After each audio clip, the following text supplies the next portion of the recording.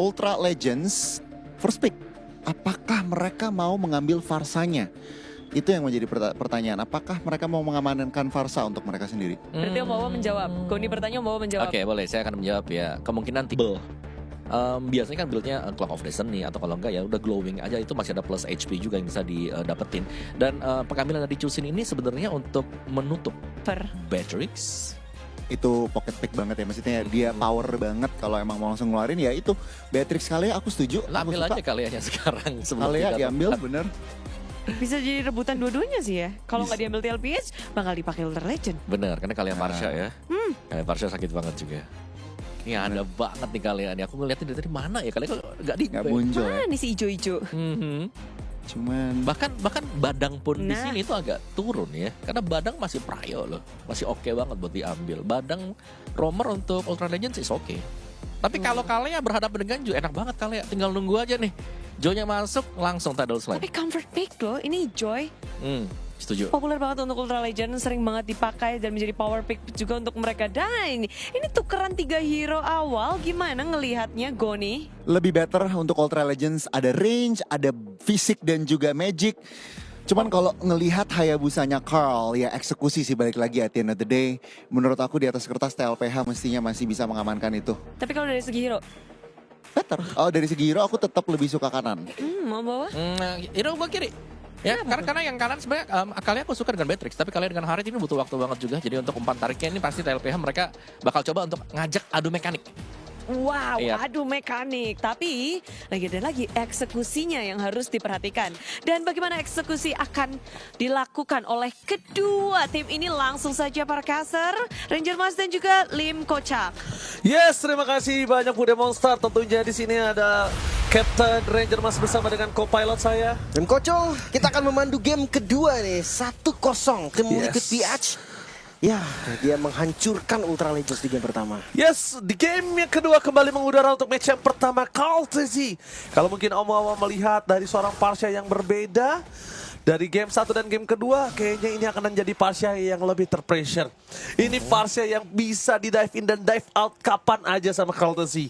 Dan tentunya ngomongin karena Kaltezi dengan Hayabusa, kita tahu dengan Lancelot aja, dengan hero signature-nya dia yang sangat sulit untuk bisa masuk ke dalam dengan kondisi terlalu banyak sisi, itu dia nggak peduli. Apalagi dengan adanya hero flanking seperti ini, first blood habis didapatkan tapi Tromboy mengeksekusi dengan sangat manis, Lim.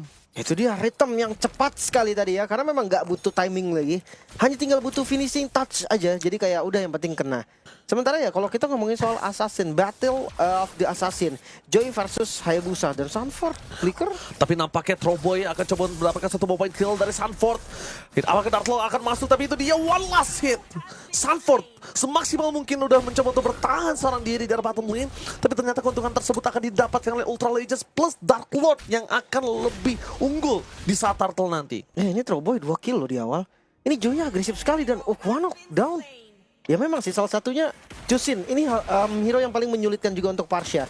Karena landing Parsha yang dia harusnya unggul, karena ada Chusin dia kena freeze dan itu berat banget.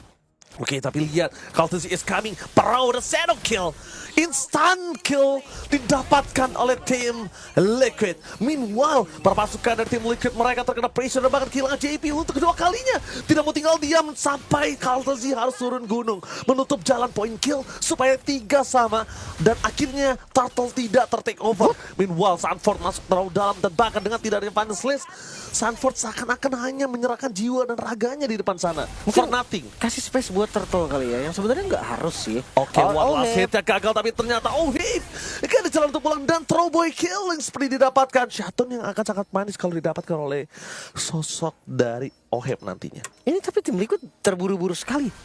Mereka tabrak semuanya, mereka lupa dengan hero-nya mereka. Itu bukan hero yang bisa eksekusi di awal. Mereka butuh item, mereka butuh level 4 seenggaknya. Dan Bahkan ya, Sanji tadi- sekalipun. Iya, Sanji sekalipun. Ya kita tahu lah dari Chusin juga itu memang kuat di awal, tapi nggak bisa untuk solo kill juga gitu kan. Ketika dia invade jungle, ya nggak bisa sendirian juga, dia perlu backup. Dan tadi kalau kalian lihat ya emblem untuk Sunforce, Our Lord ya, ini sedikit berbeda karena sebelumnya pakai Tenacity. Dan untuk Sunforce sendiri dia pakai Festival of Blood. Alright, tapi lihat di sana dari Cultisi memancing kembali Quanok dengan flickernya yang sudah kita bahas di depan. Dengan adanya Farsha di posisi yang berbeda yang mungkin saja kali ini makin lebih tidak nyaman untuk Farsha dan Pharao. Walasit berhasil di take down, eksekusi dari CP. Oheb gak mau masuk lebih dalam lagi dan akhirnya kembali Oheb mendominasi di arah gold lane-nya. Nah itu dia JP. Selain punya efek sisi dan pick off ya pastinya dari satu roamernya, tapi dia punya heal juga. Kalea ini memang komplit loh. Tapi Sanji, Oh, bukan hanya Sanji yang akan menjadi target, tapi ternyata di belakang sana Sanford langsung menutup jalan para pasukan dari Team Ultra Legends. Dan shutdown terjadi. Sayang sekali shutdown di tangan dari JP, tapi Barisoke Oheb Summon Force memasang perucikan Rice Cream. Dengan posisi kali ini flickernya akankah dikeluarkan untuk defensif, tapi nampaknya tidak mau. oke. Ternyata JP dengan kehadiran buntutnya aja sudah menggetarkan Ultra Legends, Lim. Oke. Dan lihat dari goldnya. Ini mulai ditarik. Final surprise! Bersama dengan Shadow Kill, instant damage didapatkan, tapi dampaknya para pasukan dari tim Liquid tidak berhasil mendapatkan poin dengan maksimal. Poin kill ternyata di tangan dari tim Liquid di Sanji dan Strawboy, what are you doing? Oh, selamat. Dia masuk lebih dalam lagi untuk ada Implosion dan juga kawan-kawan bertukar dengan Sanford. Tapi Darkloop, apakah dia berhasil untuk pulang ke arah belakang? Karena Oheb is available dengan David Summon Force-nya. Flicker power defensive dikeluarkan, membuat para pasukan dari tim Ultra Legends mereka memaksa Tivat kembali. Balikin targetnya dan langsung ada Tsunami Slave. Dark Lord kena damage. Oheb gak bisa menutup damage-nya. Maka Strawboy membuat Oheb seakan-akan harus mundur ke arah belakang. Dengan tidaknya Cultisi memilih barter dengan orange buff. Ya. Selama udah nggak ada lagi ya efek sisinya. Dan Oheb pun Zaman Force keluar berarti nggak ada damage. Oke, dengan adanya Purify yang selalu pop up, Rice Cream kali ini juga masih punya satu flicker dan Quanok. Harus tenggelam Farsha yang dari tadi 3 kali terijam-ijam. Flickernya masih bahkan belum available, dia sudah tumbang untuk ketiga kalinya. Wah, itu Vanessa yang on point sekali. Kenanya ke arah Farsha loh. Dari sekian banyak targetnya dan nggak sampai di sana karena terus. Dan bahkan Implosion for cover berjika Oheb, flicker power defensive JP. Kali ini dengan tidak adanya Tsunami Slam membuat tim Liquid harus meredam sedikit dan agresivitas. Di early game dengan late game power hero tim Liquid. Wow, ini agak cukup menarik sih menurut gue, Lim. Active Beats. Oke, dengan ada Shadow Kill, tapi stacknya masih belum maksimal dibagi bahkan. Di depan sana masih ada satu Shadow menyangkut juga ada Strawboy dan Cultisi memilih untuk mundur ke arah belakang. Sanji akan mendapatkan satu eksekusi. Selamat. Tapi Strawboy masih selamat. Lihat, Strawboy still survive in the bottom lane depan Sanji yang bakal menjadi korban keganasan dari Ultra Legends. Sang naga berhasil menggigit satu kaki dari sang kuda. Sanji, ini adalah motor penggerak dari tim Liquid di arah tengah. Tapi jangan lupa lihat di bagian top lane-nya Quanok juga down. Ohebnya free farming udah jadi Veteran of Heaven sekarang, turretnya hancur. Pertukarannya lumayan oke sih menurut gue ya. Kayak Glowing One udah jadi juga untuk Sanji sekarang. Ya mungkin untuk shield dari Strawboy sedikit berkurang ya, jadi nggak boleh terlalu agresif seperti sebelumnya.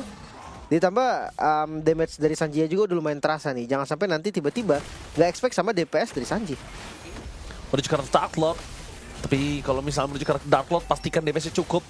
Karena ketika Rice Cream available dengan ada satu Final Slice, Sanford bocil dari Filipina berhasil menutup eksekusi dari tim Liquid, tepakan wipe out. Semua dimulai dari Sanford, semua dimulai dari initiate power dari Sanford. Lagi-lagi Final Slash, lagi-lagi Sanford. Flicker Final Slash tanpa flicker pun. Beberapa kali itu sangat-sangat on point, tapi kali ini ya wipe out-nya sangat-sangat jelas, sangat-sangat nyata. Karena apa? Karena Tigreal-nya pun nggak sempet tadi untuk implosion counter. Kebuka memang, tapi nggak ada follow up damage karena timingnya nggak pas banget. Strawboy awalnya 3-0, sekarang udah 3-2 nih. Goldnya sudah mulai dikejar dan lihat perbedaan goldnya hampir di 5.000 gold. Langsung jauh ya, langsung terbang dari segi goldnya. Dan bahkan Oheb kita lihat di sini yang tadinya mungkin ada ganking terus terjadi karena top lane. Ultra Legends memilih mundur ke arah belakang. Dark Lord Revive? perpasukan dari tim Liquid, tim fight akan didapatkan karena Strawboy akan jalan untuk pulang. Satu hit bersama dengan Cultisi di arah belakang. Shadow Kill-nya gagal ditutup dengan implosion. Parao yang mendapatkan point kill dari Cultisi. Tapi nampaknya damage dari tim Liquid, mereka tidak akan kenal diam. Mereka tidak mau hanya bertukar dengan 1-2 orang aja, mereka mau lebih. Dan bahkan Quanok masih dicari dimanapun mereka berada. Feather Estek, apakah akan ada outplay dan bahkan outplay bottom lane berhasil memberikan permainan luar biasa one by one situation. Nyaris tadi hampir dimenangkan oleh Kuanok ya, Fighter Extract yang on point sebetulnya. Tapi lagi-lagi di mid lane, Electrifying Blitz yang dibuka. Ini nggak bisa membalikin keadaan, hanya untuk farming-farming aja jadinya, untuk clear. Ya, dan lihat Sunfordnya, dia diam, dia tahu kalau misalnya nggak ada Tsunami Slam, nggak pakai Tsunami Slam, nggak apa-apa. Selama ada Final Slash baru diambil Tsunami Slam. Iya. Pick off-nya jadi lebih terarah kan? Iya, Dia jadi bisa bener lebih ke belakang, milih. gitu. Benar-benar, lebih bisa memilih lah siapa targetnya. Ada Parsia, ada Joey juga bisa. Mungkin kalau Parao ya nanti tunggu dulu gitu kan. Tunggu memang udah ada flicker, tapi lihat lempar lagi banget. Tsunami Slam untuk Tigreal. Tapi depan sana, dengan adanya implosion hanya untuk satu orang, JP masih bisa selamat. Pintu terbelakang sana, Sanford kembali menutup jalan para pasukan dari tim Ultra Legend. Zone yang terjadi, the shadow kill dari Kaltizi menutup hari dari para pasukan Ultra Legend dari top lane. Demis dari Sky Pistol, Sanji too strong yang menandakan 3 poin kill akan hilang, melepaskan Lord yang akan didapatkan oleh tim Liquid dengan pasti. Nih, naik lagi goldnya nih, 7.000 gold di menit ke-9. Tim Liquid mereka semakin mengungguli game kali ini. Bahkan Oheb Oh hey, dive in, the master kill, the master from Philippines. Oh hey, nge-dive in. Salah satu pemain yang mungkin kita sempat melihat di mana Oheb berada, kehilangan namanya, tidak mencium bau namanya di scene kompetitif. Dia datang ke MSC, sang monster god laner dari Philippines. Masih terlalu perkasa untuk Parao. Tapi ya kalau ngomongin soal ya siapa yang paling perform ya, gue bisa bilang Sanford loh. Ini Final Stage selalu menjadi awal dari segalanya. Lord didapatkan secara free. Sekarang goldnya udah hampir menyentuh 10.000. Ya bukan hanya gold aja.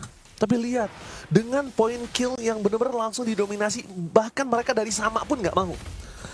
Seri aja nggak mau, apalagi kalah Lim. Itu dia. Full defense ternyata ya dari Arlotnya. Hanya bermodal Fury Hammer untuk early game. Pasti untuk landing di awalnya. Dan sekarang udah ada Anti-Kuras Athena Shield. Ini nggak mudah juga nih untuk tumbangin Arlotnya. Dan jangan lupa, initiate power dari Arlord ini yang sangat mengerikan. Beberapa kali tadi momentum tercipta, walaupun sekarang flicker masih cooldown, tapi Lordnya akan di slow push. Lordnya akan ditahan sehingga nanti flickernya ready saat mereka ingin tabrak dari base turret. Berarti Sanji Sky Pistol 40 ada kali ya? Kalau dia, iya harusnya 40-30 lah ya. sekitar lah. 40-30 ya. Kalau misalnya 50 kayaknya nggak dapet sih Lim, menurut gue. Ya. Iya, karena dia bikinnya juga kan nggak mungkin dari langsung Iya. yang awal kan. Tapi lihat Conceal Rice Cream. Oke, Rice Cream mencoba untuk melakukan respons di depan sana. nggak JP menutup jalan, tapi nampaknya Troboy terlihat oleh Courtesy. One by one situation, dia ada top lane. Berhasil menutup jalan dari salsa Troboy. Ke jalan untuk pulang tepakan Oheb. Dengan Saman Force mengocak-acik Ultra Legends. Triple kill dapatkan dan wipe out. Team Liquid, the champion from Philippines, berhasil mendapatkan 2-0 tanpa balas di series pembuka MSC 2025. Maniac tadi menjadi penutupan juga. Tim Liquid PH membuktikan kalau memang monster from Philippines ada di mereka.